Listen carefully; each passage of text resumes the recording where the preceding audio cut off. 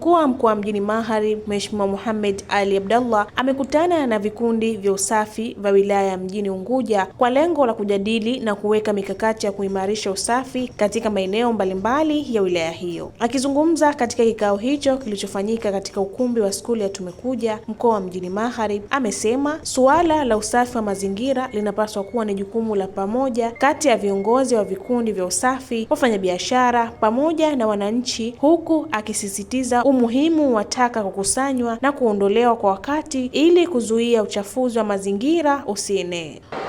Nakuombeni sana wana usafi wa manispaa ya mjini, na mara hii tutatangaza manispaa iliyokuwa chafu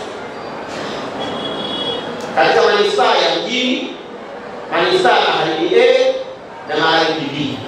Tutatangaza manispaa gani ni tiro kwa uchafu, yaani hiyo ndio inaongoza kwa uchafu, lakini nyingine sheria iliyokuwa chafu zaidi, jimbo lililokuwa chafu, diwani aliyokuwa mchafu, sheha aliyokuwa mchafu.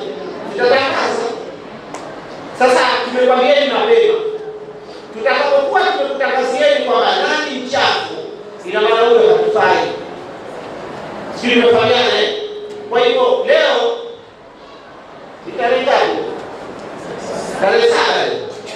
tarehe kama leo tunatangaza uchafu ambaye anaongoza kwa uchafu, na tutakuja kutangazia hapa. Kwa hiyo nijue mapema mchafu wa mwezi nani fulani. Tumeelewana? Kwa hiyo sio vizuri yeye mnakaa mjini alafu kuna machafu.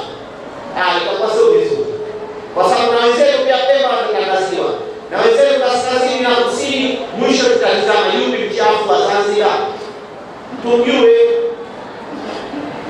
Sasa nakuombeni sana, nendeni katekelezeni kazi vizuri. Kwa upande wake, afisa mazingira kutoka Baraza la Manispaa wilaya ya mjini amesema mabadiliko chanya katika suala la usafi yanawezekana endapo kutakuwa na ushirikiano wa karibu kati ya vikundi vya usafi na viongozi na wananchi, ili kuhakikisha mji unakuwa katika haiba nzuri na kuvutia. Kama mkuu wa mkoa alivyoelekeza, mkuu wa mkoa amezungumza mambo mawili, ametoa maelekezo lakini pia amesisitiza watu kufanya kazi. Kwa hiyo imani yangu kubwa yale ambayo aliyatolea maelekezo kwenda kufanyiwa kazi, na huku nikiamini kuwa mabadiliko yanaweza kupatikana endapo kwa pamoja tutafanyia kazi yale ambayo ameyazungumza.